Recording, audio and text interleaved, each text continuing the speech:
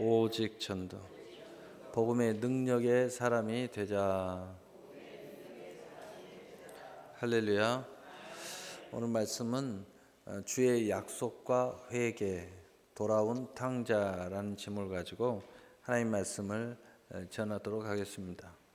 하나님은 천지 만물을 창조하시고 하나님의 형상을 따라 사람을 지으시고 또 생육하고 번성하고 충만하고 정복하고 다스리라고 축복하셨습니다.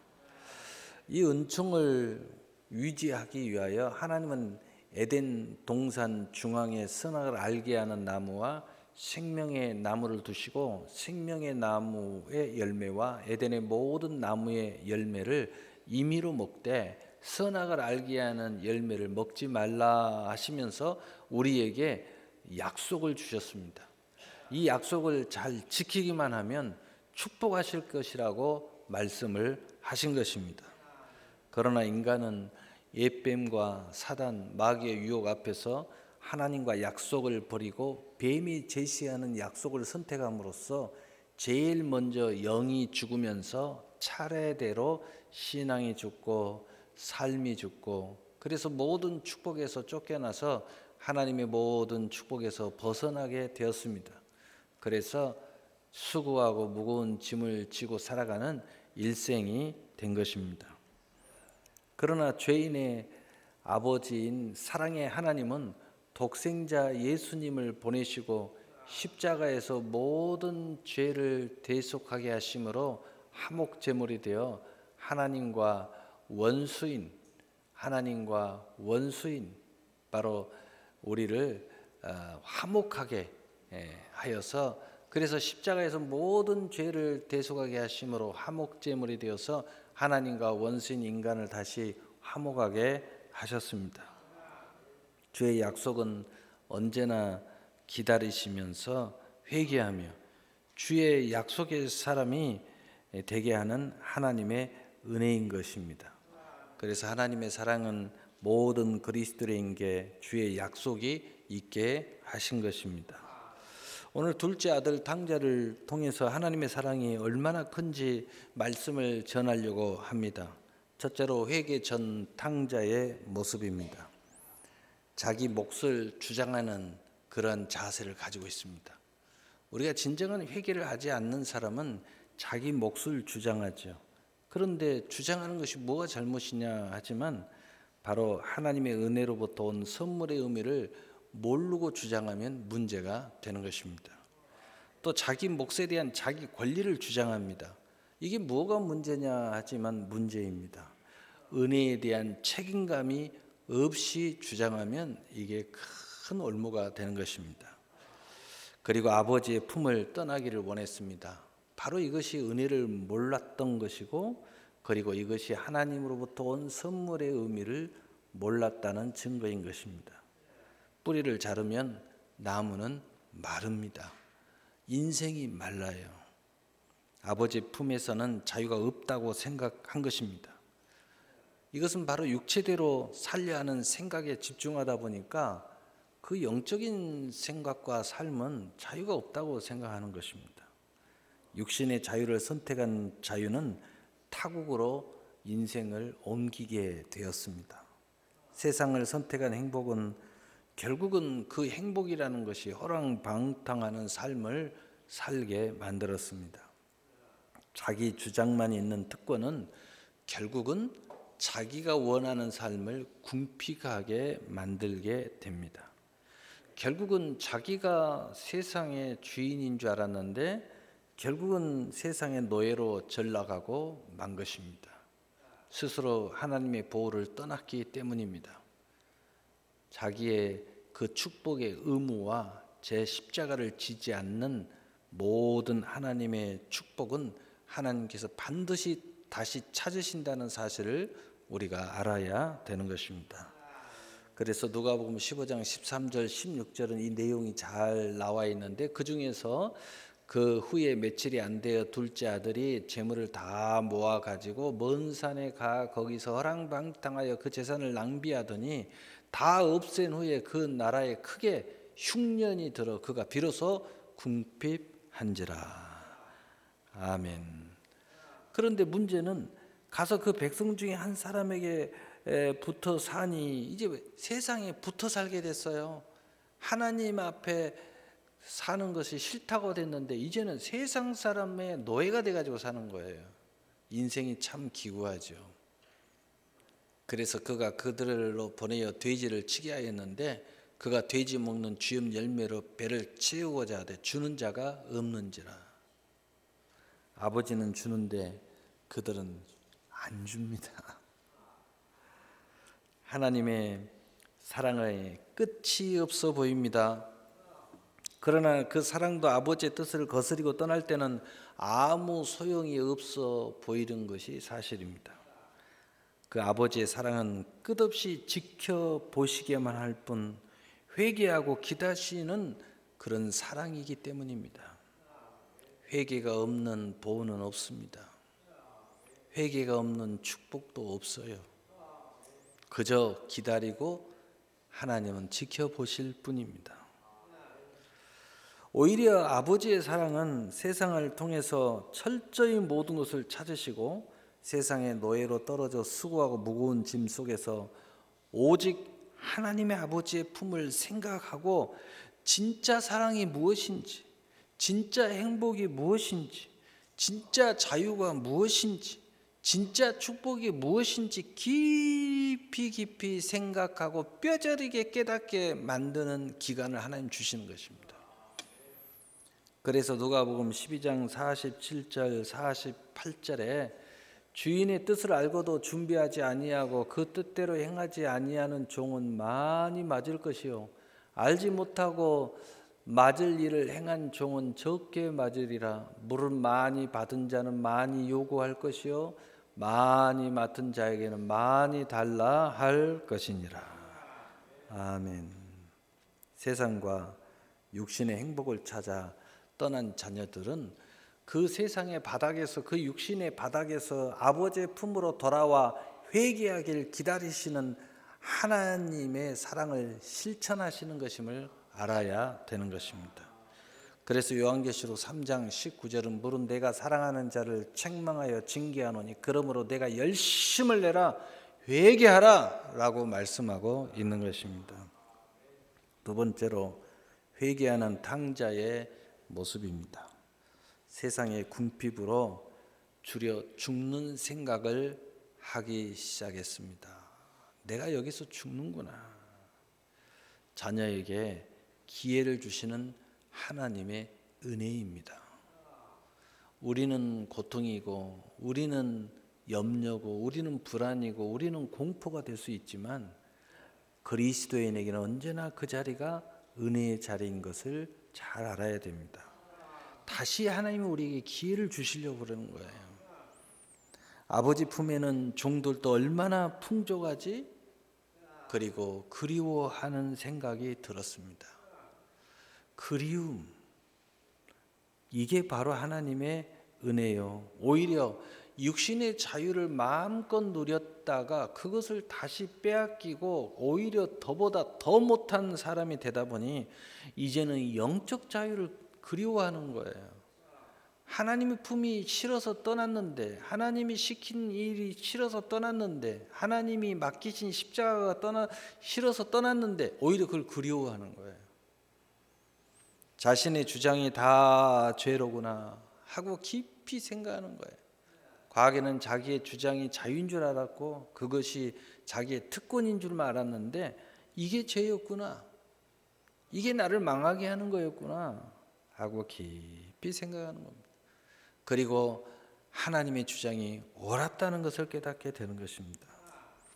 하루라도 빨리 아버지께 돌아가는 것이 살 길인 것을 이제 생각해야 합니다. 오직 주님 안에 사는 것이 길이요 진리요 생명이라는 것을 알게 된 것이요. 아들의 자격은 이미 상실했다 이렇게 생각하는 것입니다.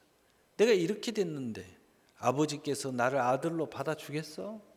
이미 나는 끝이야. 이런 생각을 했습니다. 자기의 무능에 자신에게서 나는 이제 아무것도 아닌 사람이 됐어 라고 발견한 것입니다. 세상에서 이렇게 철저히 유린당한 자신을 보고 한탄하기 시작했습니다. 후회가 물밀듯 물려오게 됩니다. 자신을 그러나 품꾼 하나로 보세요. 그러나 아버지의 그 긍휼하심은 알고 있어요. 사랑이 얼마나 큰지 알고 있어요. 나는 아들로서의 모든 걸 잃어버렸지만 그래도 품꾼으로라도 나를 써주세요. 다시 받아주세요 하면 아버지는 분명히 나를 받아줄 것이라는 것을 알고 있어요. 그래서 회개하고 돌아가기를 결심합니다. 성령의 은혜, 소욕을 쫓아 결단한 거죠. 돌아와 보니까 바로 그 아버지의 사랑의 포옹과 입맞춤과 찬치를 만나요. 얼마나 감격적이겠어요. 상상도 못한 일이 이제 벌어지는 거예요.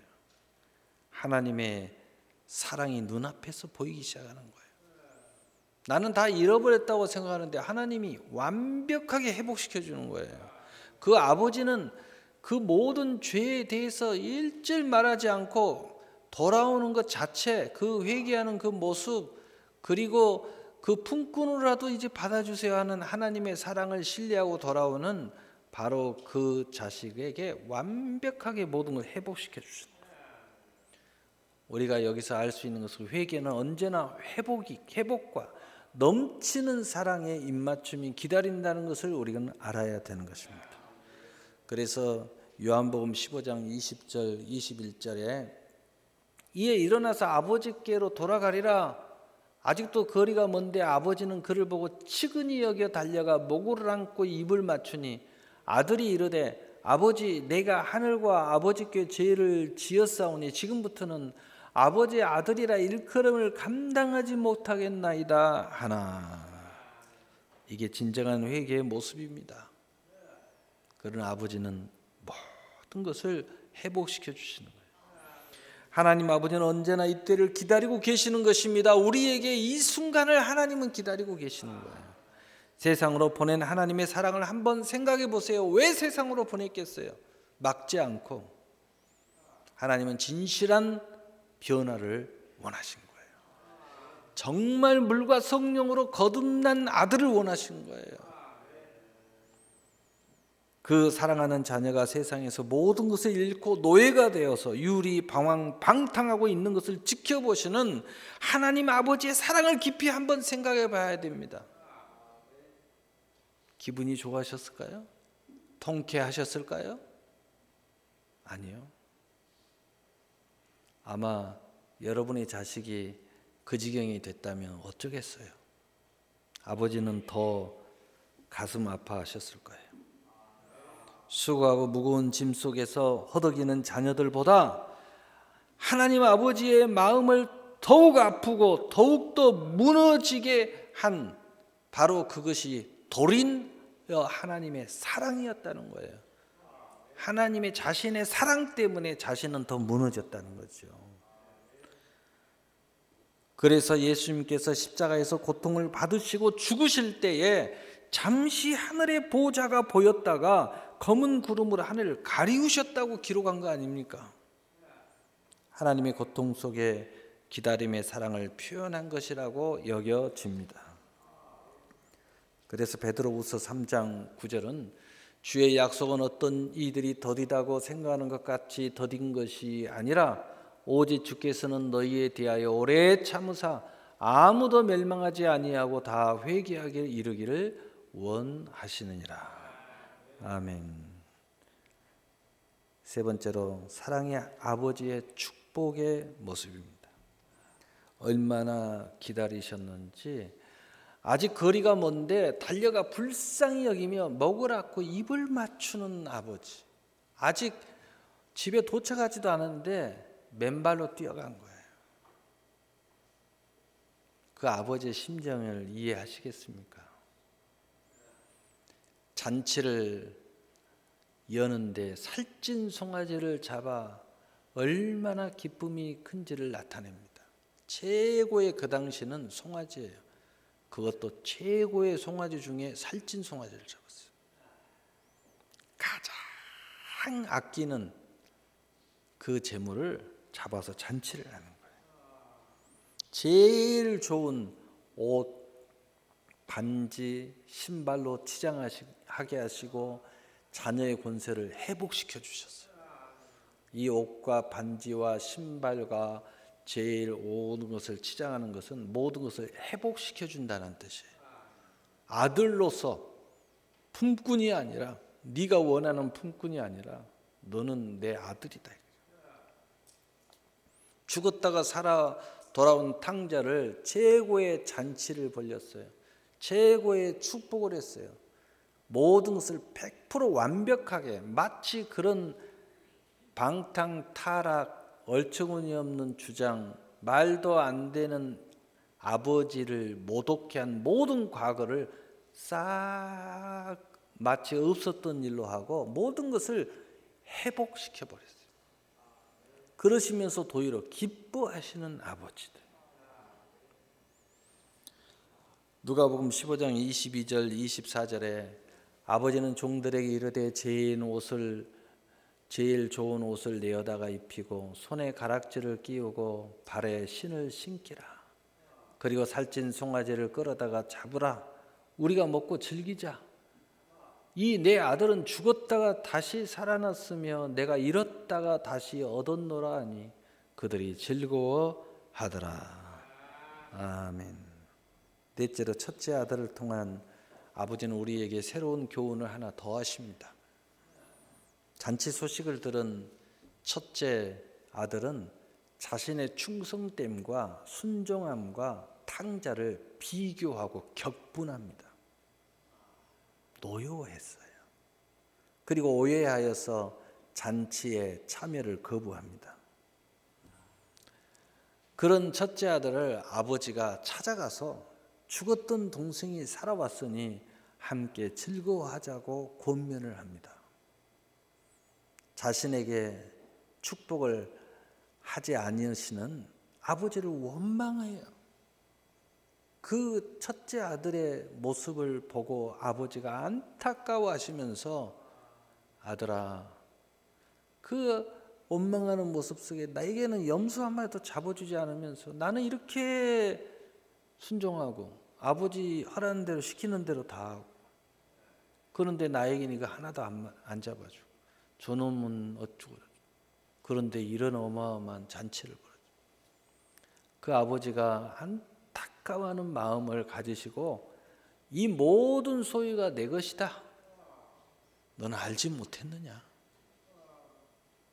이 한마디 안에 다 품으십니다. 이 모든 것이 내 것인데 알지 못했느냐 말이야. 네 마음대로 할 수 있었던 것인지를 알지 못했어?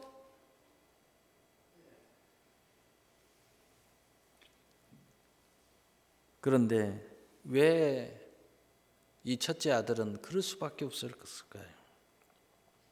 아버지의 은혜로부터 출발하지 못한 첫째 아들. 자기의 의를 주장하고 만 것입니다. 겉으로 볼 때는 아버지 앞에 인정받고 가장 멋진 아들이 첫째 아들인 것처럼 보였지만 결국은 그 속내가 드러났는데 자신의 의를 주장한 거예요. 첫째 아들은 아버지 품 안에서 주장하고 있고 둘째 아들은 세상으로 가면서 주장했던 거예요. 결국은 하나님 앞에 둘 다 자기의 의를 주장하는 모습은 똑같았어요. 하나도 틀리지 않았어요. 얼마나 첫째 아들은 일하면서 궁시렁게 있었겠어요. 둘째 아들은 밖에 나가서 신나게 놀기라도 해줘요. 아버지 품에서도 은혜를 모르니 율법 앞에 갇힌 철저한 모습을 우리에게 보여주고 있습니다. 율법에 갇혔으니 율법으로 다시 둘째 아들을 정죄하는 모습을 보여주고 있는 거예요. 언제나 자기 자신이 갇혀 있는 사람은 남을 정죄하는 거예요. 그러나 그 은혜가 큰 사람은 절대 정죄하지 않아요. 판단하지도 않아요. 내가 받은 은혜가 너무 크기 때문이에요. 거기서부터 출발하기 때문에 모든 게 다 은혜예요. 그래서 그 마음과 입술과 삶에는 감사와 기쁨과 환희만 있어요. 그래서 어떤 일을 해도 기쁨을 하는 거예요. 감사로 하는 거예요. 이미 이거 하면 받는 것이 아니라 이미 내게 온 게 너무 큰 거예요. 그런데도 또 한 것에 대하여 하나님이 주시니 얼마나 더 기쁘겠어요. 사랑의 아버지는 아버지의 은혜에서 출발해야 첫째 아들의 충성됨에 축복이 있다는 복음의 메시지입니다. 여러분, 이렇게 우리 교회가 여러 해 동안 있는데 끝까지 승리하신 여러분, 첫째 아들 되면 안 됩니다. 물론 둘째 아들 되면 안 되죠. 이 애와의 예수님의 메시지는 복음의 메시지예요. 은혜에서 출발해야 되고 은혜 안에서 아버지 품 안에 있어야 되고, 그리고 기쁨으로 모든 일을 해야 되고, 그리고 돌아온 탕자를 맞이할 때 기쁨으로 함께 즐거워할 수 있는 은혜의 사람이 돼야 된다는 거예요. 돌아오는 사람을 축복할 수 있어야 된다는 거예요. 아버지가 똑같이 회복시켜 주는 것을 오히려 기뻐해야 된다는 거예요. 그것이 바로 오늘 메시지예요. 첫째 아들이든 탕자든 다 아버지의 사랑에서 출발한 은혜요 선물이라는 것입니다. 모든 믿음과 소망과 사랑이 이 은혜임을 알고 항상 감사하고 항상 기뻐하며 항상 쉬지 말고 기도할 줄 알 때 모든 축복에 행복하고 즐겁게 참여할 것이 바로 이로 인하여 오히려 더욱 충성함과 상과 멸관의 주인공이 되라는 하나님의 메시지인 것입니다. 그래서 마태복음 25장 21절은 그 주인이 이르되 잘하였도다 착하고 충성된 종아, 내가 적은 일에 충성하였음에 내가 많은 것을 내게 맡기리니 내 주인의 즐거움에 참여할지어다 하고, 제대로 하시는 분은 항상 주님의 즐거움이 우리 안에 있는 거예요. 이것이 있어야 여러분 안에 복음이, 은혜가 제대로 역사하고 있는 거예요. 오늘 말씀을 결론을 내리겠습니다. 사랑하는 성도 여러분, 지금 여러분은 어떤 위치와 직임을 가지고 있습니까? 탕자입니까? 첫째 아들입니까? 아니면은 착하고 충성된 종인 자녀의 권세자입니까? 하나님의 사랑에서 출발한 은혜로 인한 성도이어야 합니다. 서로 비교하지 않습니다. 서로 비교 대상이 되지 않습니다. 우리 안에 하나님의 넘치는 각자의 은혜의 선물이 있기 때문입니다. 돌아온 탕자로, 또는 함께 기뻐할 수 있는 첫째 아들로, 또는 제 십자가가 오히려 상과 멸류관의 아름다운 은혜로 노래하며 복음의 능력의 사람으로 충성된다면 하늘과 땅의 선물의 약속의 잔치는 바로 여러분 것입니다. 이 주인공이 되시기를 예수님의 이름으로 축복합니다. 사랑의 하나님 아버지, 감사합니다. 하나님의 복음의 은혜가 우리 안에 차고 넘쳐나게 하여 주셔서 늘 하나님의 기쁨이 우리 안에 즐거움이 가득 차게 하여 주시옵소서. 예수님의 이름으로 기도